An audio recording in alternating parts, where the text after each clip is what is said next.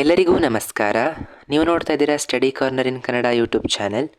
ನಾವು ಇಂದಿನ ವಿಡಿಯೋದಲ್ಲಿ 6ನೇ ತರಗತಿ ಪ್ರಥಮ ಭಾಷೆ ಕನ್ನಡದ ಹೊಸ ಪಠ್ಯಕ್ರಮದ ಅನುಸಾರ ನಿಮ್ಮ ಭಾಗ 1ರ ಪಠ್ಯಪುಸ್ತಕದಲ್ಲಿ ಇರತಕ್ಕಂತಹ 1ನೆಯ ಪದ್ಯ ಬೇಸಿಗೆ, ಈ ಒಂದು ಪದ್ಯದ ಸಂಪೂರ್ಣ ಪಠ್ಯಪುಸ್ತಕದ ಅಭ್ಯಾಸದ ಪ್ರಶ್ನೋತ್ತರಗಳನ್ನು ನಾವು ಇಂದಿನ ವಿಡಿಯೋದಲ್ಲಿ ಉತ್ತರಗಳನ್ನು ನೋಡ್ತಾ ಇದ್ದೇವೆ. ಅದಕ್ಕೂ ಮೊದಲು ನೀವೇನಾದರೂ ಹೊಸಬರಾಗಿದ್ದರೆ ದಯವಿಟ್ಟು ನಮ್ಮ ಚಾನಲ್ನ ಲೈಕ್ ಮಾಡಿ, ಹಾಗೆ ಸಬ್ಸ್ಕ್ರೈಬ್ ಮಾಡಿ, ಈ ವಿಡಿಯೋಗೆ ಲೈಕ್ನ ಕೂಡ ಮಾಡಿ ಅಂತ ಹೇಳ್ತಾ ಬನ್ನಿ ಇವತ್ತಿನ ಪ್ರಶ್ನೋತ್ತರಗಳನ್ನು ನೋಡ್ತಾ ಹೋಗೋಣ. ನೋಡಿ, ಅಭ್ಯಾಸಗಳು. ಇದರಲ್ಲಿ ಮೊದಲನೇದಾಗಿ ವಿಭಾಗ, ಕೆಳಗಿನ ಪ್ರಶ್ನೆಗಳಿಗೆ ಉತ್ತರಿಸಿ ಅಂತ ಇದೆ. ಅದರಲ್ಲಿ ಮೊದಲನೆಯ ಪ್ರಶ್ನೆ, ಸೂರ್ಯ ಏಕೆ ದುಡಿಯುತ್ತಿದ್ದಾನೆ? ಉತ್ತರ, ಮೋಡ ಕೂಡಿಸಲು, ಇಳೆಗೆ ಮಳೆ ತರಲು ಸೂರ್ಯ ದುಡಿಯುತ್ತಿದ್ದಾನೆ. ಎರಡನೇ ಪ್ರಶ್ನೆ, ಭೂಮಿಯ ಪೋಷಕ ಯಾರು? ಉತ್ತರ, ಭೂಮಿಯ ಪೋಷಕ ಸೂರ್ಯ. ಮೂರನೆಯ ಪ್ರಶ್ನೆ, ಸೂರ್ಯ ಮರೆಯದೆ ಯಾವ ಕರ್ತವ್ಯ ಮಾಡುವನು? ಉತ್ತರ, ಸೂರ್ಯ ಮರೆಯದೆ ಬೆಳಕ ನೀಡಿ ಬಿಸಿಯ ನೀಡುವ ಕರ್ತವ್ಯವನ್ನು ಮಾಡುವನು. ನಾಲ್ಕನೇದು, ಬಿರು ಬಿಸಿಲಿಗೆ ಯಾವುವೂ ಕಂಗಾಲಾಗಿಲ್ಲ. ಮರ ಗಿಡ ಪೊದೆ ಬಳ್ಳಿ ಬಿಸಿಲಿಗೆ ಕಂಗಾಲಾಗಿಲ್ಲ. ಐದನೇದು, ಸೂರ್ಯನಿಂದ ಮಕ್ಕಳು ಕಲಿಯಬೇಕಾದ್ದೇನು?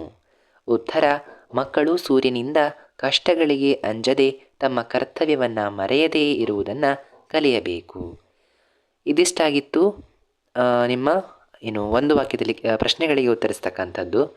ಮುಂದೆ ಆ ವಿಭಾಗದಲ್ಲಿ ಕೆಳಗಿನ ಪದಗಳಿಗೆ ತಲಾ 2 ಸಮಾನಾರ್ಥಕ ಪದಗಳನ್ನು ಬರೆಯಿರಿ ಅಂತ ಕೊಟ್ಟಿದ್ದಾರೆ. ಆಯಿತಾ?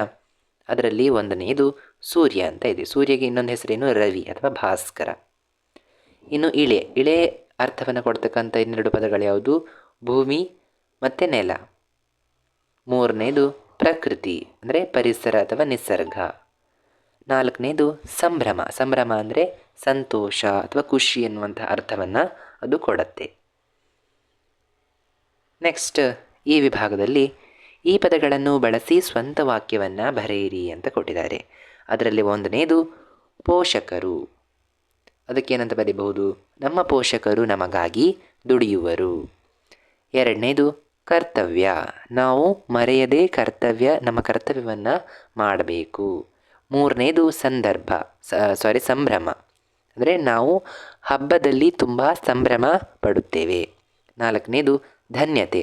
ಭಾರತ ಮಾತೆಯ ರಕ್ಷಣೆಗಾಗಿ ನಮ್ಮ ಪ್ರಾಣ ನೀಡಿದಾಗ ನಾವು ಧನ್ಯತೆಯನ್ನು ಗಳಿಸ್ತೇವೆ. ನಮ್ಮ ದೇಶ ಕಾಯುವಂತಹ ಯೋಧರು ತಮ್ಮ ಪ್ರಾಣವನ್ನು ದೇಶಕ್ಕಾಗಿ ತ್ಯಾಗ ಮಾಡಿದಾಗ ಅವರಿಗೆ ಏನು ಸಿಗುತ್ತೆ? ಧನ್ಯತೆ ಸಿಗುತ್ತೆ. ಆಯಿತಾ? ಈ ರೀತಿಯಾಗಿ ನಿಮ್ಮದೇ ರೀತಿಯಲ್ಲಿ ನೀವು ನಿಮ್ಮ ಆ ಒಂದು ಪದ ಆ ಒಂದು ವಾಕ್ಯದಲ್ಲಿ